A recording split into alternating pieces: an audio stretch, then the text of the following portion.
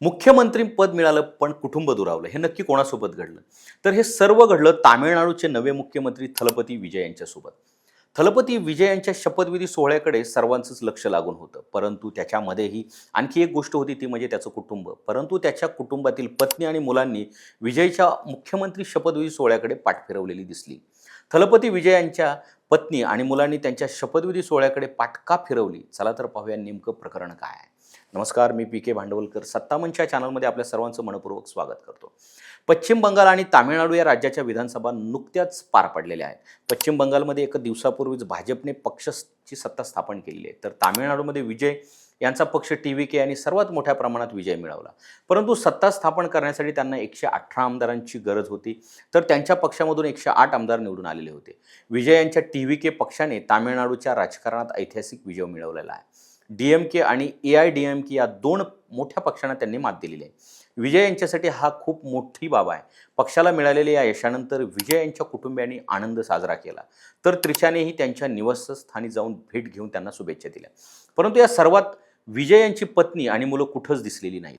विजय यांनी निवडणूक जिंकल्यानंतरही संगीता किंवा मुलांची कोणतीच प्रतिक्रिया समोर आलेली नव्हती. गेल्या 1-2 दिवस सत्ता स्थापनेसाठी गोंधळ चालू होता, परंतु आज तामिळनाडूमध्ये थलपती विजय यांचा पक्ष TVK यांनी सत्ता स्थापन केली. थलपती विजय यांनी मुख्यमंत्री पदाची शपथ घेतली. चेन्नईमधल्या नेहरू स्टेडियममध्ये हा शपथविधी सोहळा पार पडला. यावेळी राहुल गांधी सुद्धा मंचावर विजय यांच्यासोबत उपस्थित होते, तर प्रमुख पाहुण्यांमध्ये विजयचे आईवडील आणि अभिनेत्री त्रिशा कृष्णन हजर होते. सर्वांच्या नजरा त्रिशाच्या उपस्थितीकडे खिळल्या होत्या, कारण गेल्या काही काळापासून विजय आणि त्रिशा यांच्या नातेसंबंधाच्या चर्चांना उधाण आलं होतं. परंतु या सर्वात मात्र विजयची पत्नी संगीता सोरनलिंगम आणि त्यांची 2 मुलं या कार्यक्रमात कुठेही दिसली नाही. आता शपथविधी सोहळ्यालाही त्यांची अनुपस्थिती असल्यामुळे संगीता आणि मुलं विजय यांच्यापासून दुरावल्याचं स्पष्ट दिसत आहे.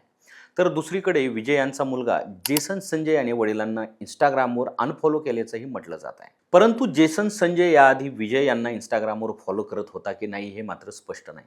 जेसन संजयचा जन्म 2000 मध्ये झाला असून तो आता 26 वर्षाचा आहे.